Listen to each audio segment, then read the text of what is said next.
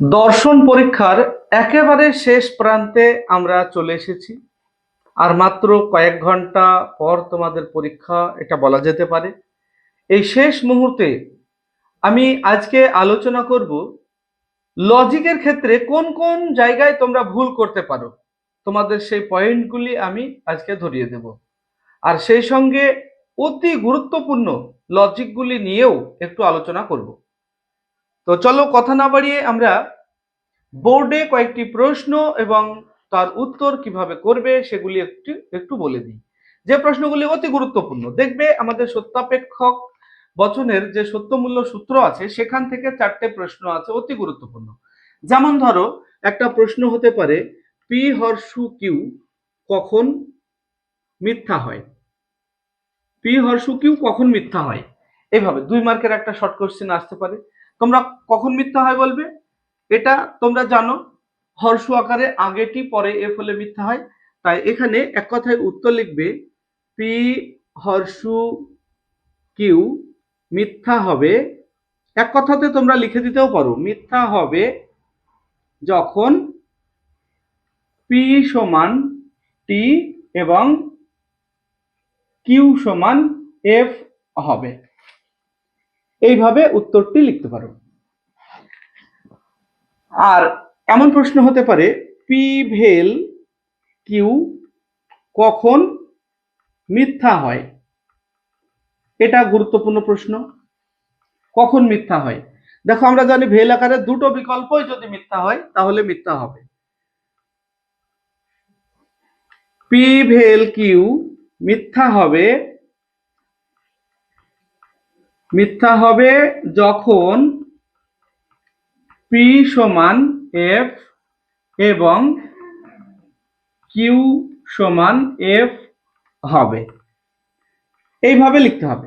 তারপরে ডট আকারের ক্ষেত্রে একটা হয় পি ডট কিউ কখন সত্য হবে।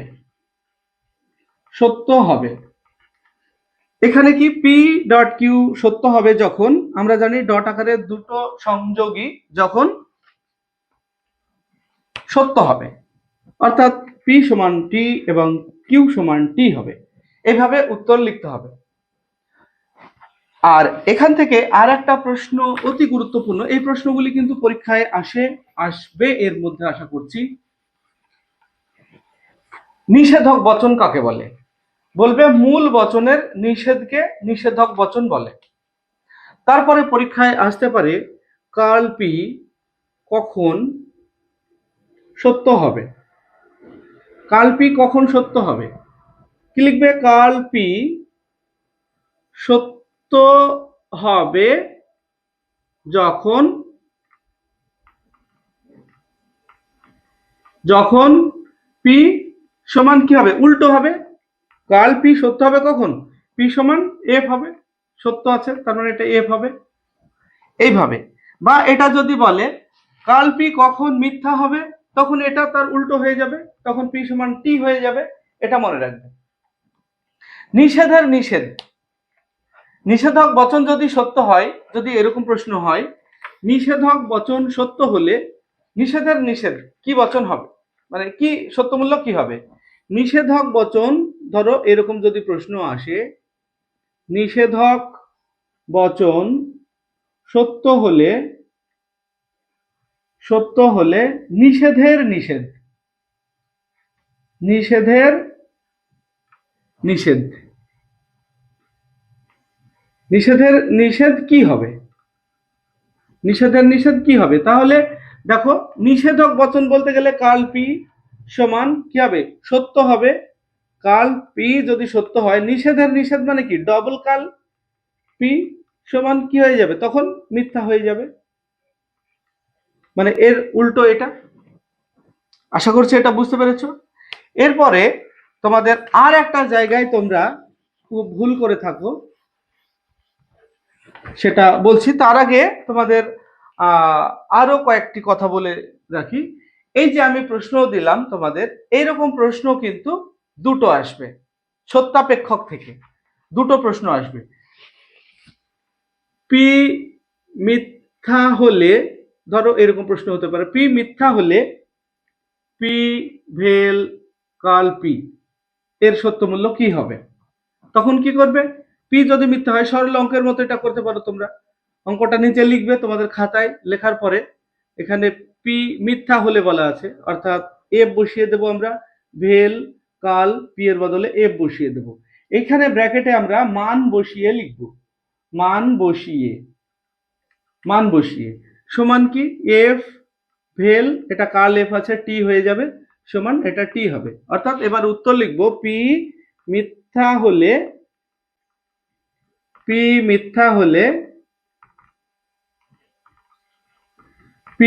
ভেল কার্ল পি এর সত্য মূল্য হবে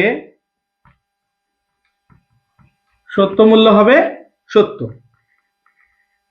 এইভাবে, বা এভাবেও আসতে পারে তোমাদের পি সত্য হলে পি ডট কার্ল পি এর সত্য মূল্য কি হবে, এভাবে আসতে পারে। এই প্রশ্নগুলির উত্তর এইভাবে করবে তোমরা। আর এখান থেকে তোমাদের বুলীয় ভাষ্য দুটো আসবে। বুলীয় ভাষ্য যদি আসে সেক্ষেত্রে ভেলচিত্র করবে না। যদি সংকেত দিয়ে দেয়, যেমন ধরো সকল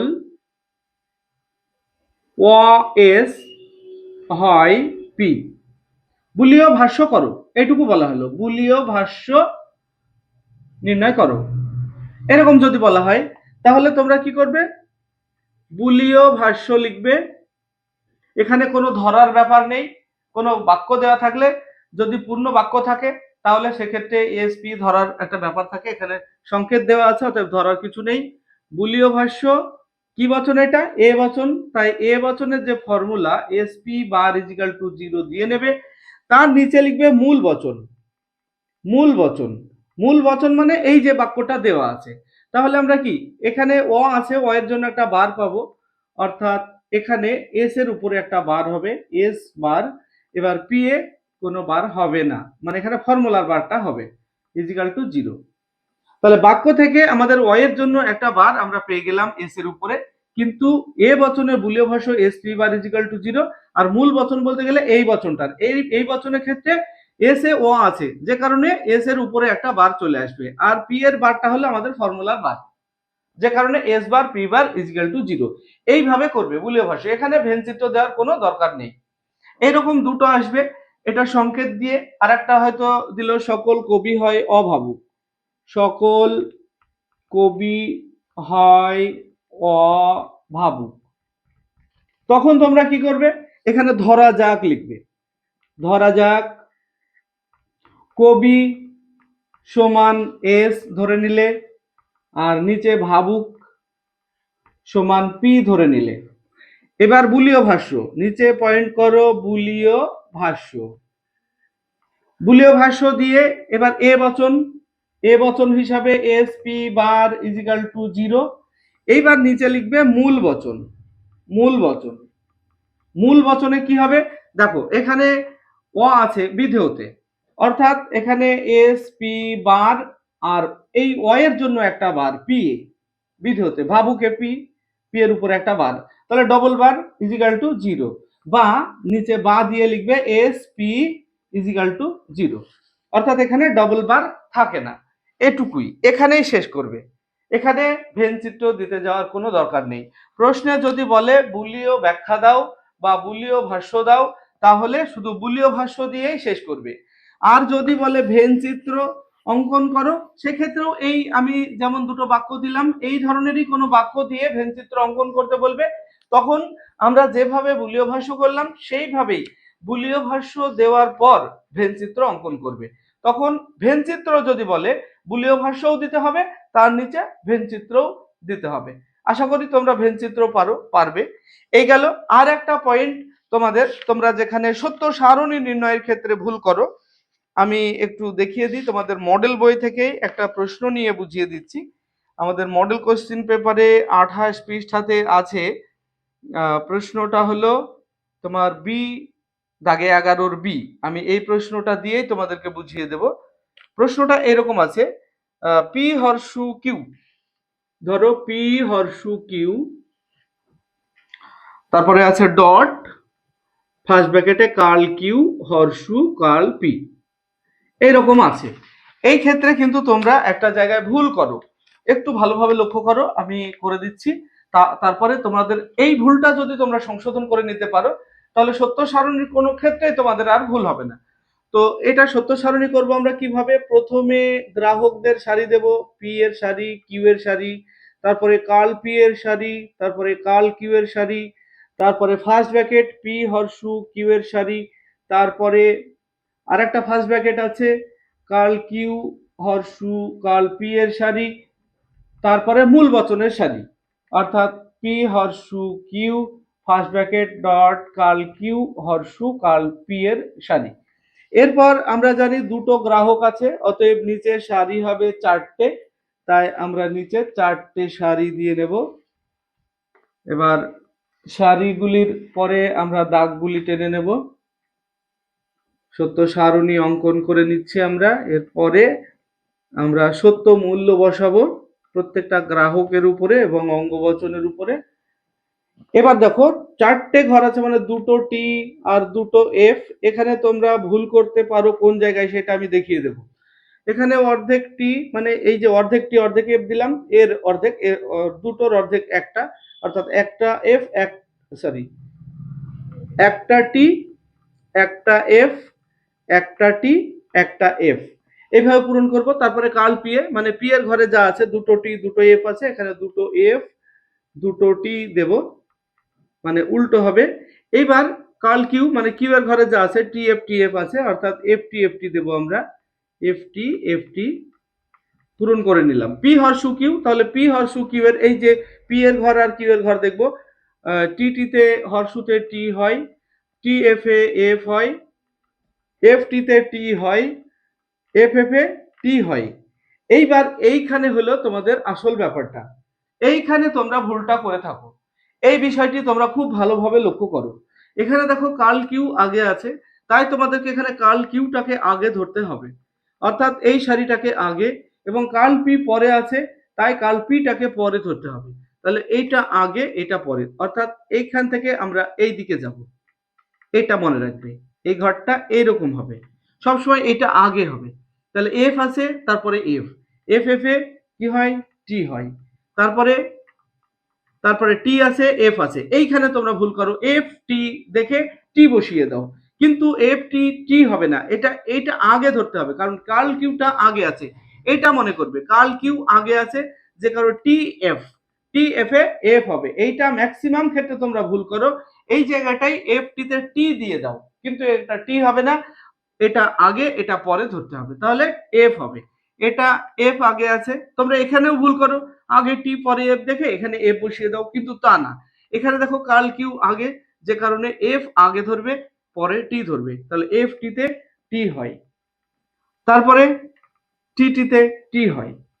এরপরে এখানে আর ভুল করো না, তোমরা এই লাইনটাতে ভুল করে থাকো, এটা খুবই সাবধানে থাকবে। সত্য সারণীর সাহায্যে সত্য মূল্য নির্ণয়ে এই উল্টো থাকে অনেক সময়ই তোমাদেরকে ঠকানোর জন্য, সেটা সতর্ক থাকবে। এরপরে দেখো এই ঘরটা আর এই ঘরটা, মানে প্রথমে পি হরসু কিউ আছে, তাই পি হরসু কিউ এর ঘর দেখবে, ডটের হিসাবে মান বসাবে, আর ব্র্যাকেটের পরের ব্র্যাকেটটা এই ঘরটা, এই দুটো দেখে ডট হিসাবে, টি টিতে টি হবে, এফ এফ এ এফ হবে, টিটিতে টি হবে, আবার টিটিতে টি হবে। তাহলে কি হলো?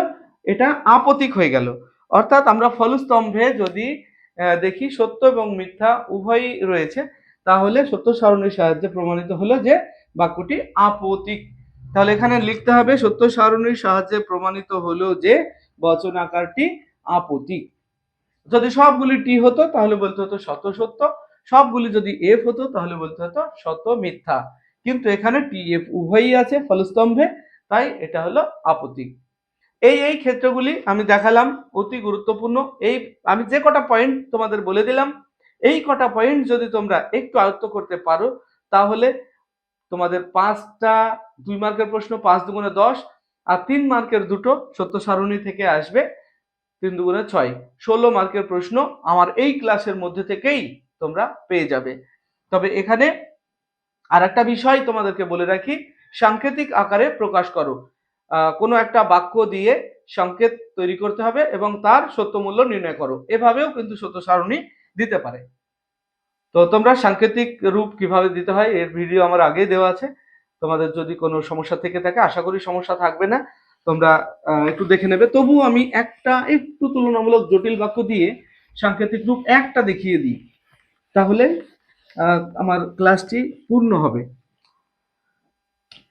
এমন নয় যে, আমি একটা বাক্য বলছি, ধরো এমন নয় যে বাড়িতে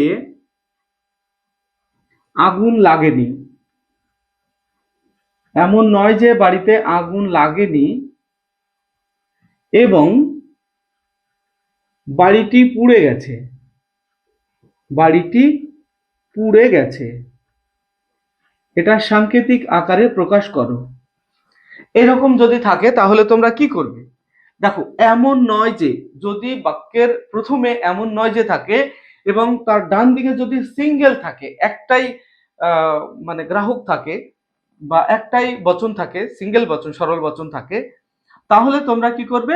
তার জন্য কাল দিয়ে নেবে একটাতে। যেমন ধরো, এমন নয় যে বৃষ্টি হবে, তারপরে আর কিছু নেই, এমন নয় যে বৃষ্টি হবে, তাহলে বৃষ্টি হবে কে যদি আমরা পি ধরি তাহলে কাল পি হবে। এমন নয় যে বৃষ্টি হবে, এরকম যদি হয় তাহলে কাল পি হবে। কিন্তু যদি কোনো বাক্যে এমন নয় যে থাকে এবং তার ডান দিকে যৌগিক বচন থাকে, তাহলে জানবে এমন নয় বাইরে থাকবে ব্র্যাকেটের। ব্র্যাকেটের বাইরে। এমন নয় যে বাড়িতে আগুন লাগেনি, মানে এই এমন নয় এই শব্দটা কখনোই এই শুধু বাড়িতে আগুন লাগার জন্য না। এই এমন নয় এটা পুরো আলাদা, এবং এরপরে যে যৌগিক বচন আছে, যৌগিক বচনটা পুরো ব্র্যাকেটের মধ্যে যাবে, এটা মনে রাখবে।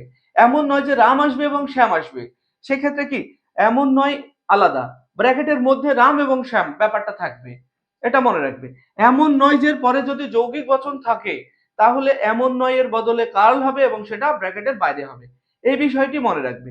তোমরা অনেক সময় দেখা গেল এমন নয় যে রাম আসবে, রাম আসবের জন্য কার্ল রাম দিয়ে দিলে সেটা হবে না। এমন নয় যে রাম আসবে এবং শ্যাম আসবে, তার মানে কি রাম আসবে এবং শ্যাম আসবে, এই ব্যাপারটাকে সাংকেতিক রূপ দিয়ে বাইরে কালটা দিতে হবে, পুরোটা ব্র্যাকেটের মধ্যে থাকবে। আর যদি থাকে শুধুমাত্র এমন নয় যে রাম আসবে, আর কিছুই নেই, তখন কাল পি। রাম আসবের জন্য যদি পি ধরি বা আর ধরি, কাল আর, এইভাবে।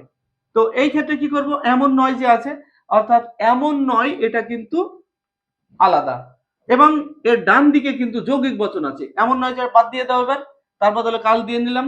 বাড়িতে আগুন লাগেনি এবং বাড়িটি পুড়ে গেছে, তাহলে এখানে ধরা যাক, তোমরা কিন্তু ধরা যাক লিখবে। এক্ষেত্রে এক্ষেত্রে লিখবে ধরা যাক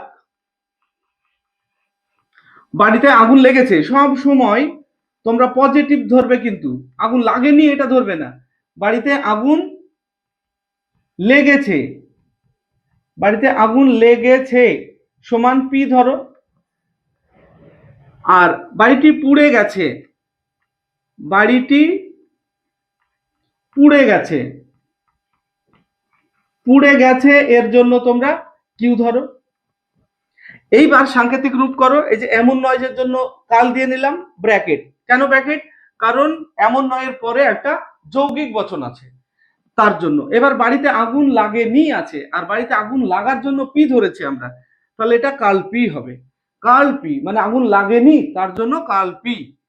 এই কালটা কিন্তু এমন নয় এর জন্য, বাড়িতে আগুন লাগেনি এর জন্য কাল পি, এবং এবং এর জন্য একটা ডট, বাড়িটি পুড়ে গেছে তার জন্য কি কিউ। তাহলে এই হলো সাংকেতিক রূপ, কার্ল ব্র্যাকেটের মধ্যে কার্ল পি ডট কিউ। তাহলে তোমার পুরো নম্বর পাবে।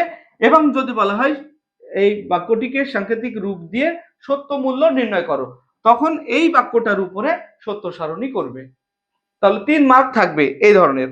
আর যদি তোমার শুধুমাত্র সাংকেতিক রূপ দেয় তাহলে 2 মার্কের মধ্যে দিতে পারে। তো যাই হোক, আজকে আলোচনা করলাম, পরীক্ষার আগে অনেক গুরুত্বপূর্ণ আলোচনা হলো। ভিডিওটি ভালো লাগলে লাইক, কমেন্ট এবং বন্ধুদের শেয়ার করবে। আসছি পরবর্তী ভিডিও নিয়ে, সে পর্যন্ত সবাই ভালো থাকবে, সুস্থ থাকবে। ভিডিওটি শেষ পর্যন্ত দেখার জন্য ধন্যবাদ।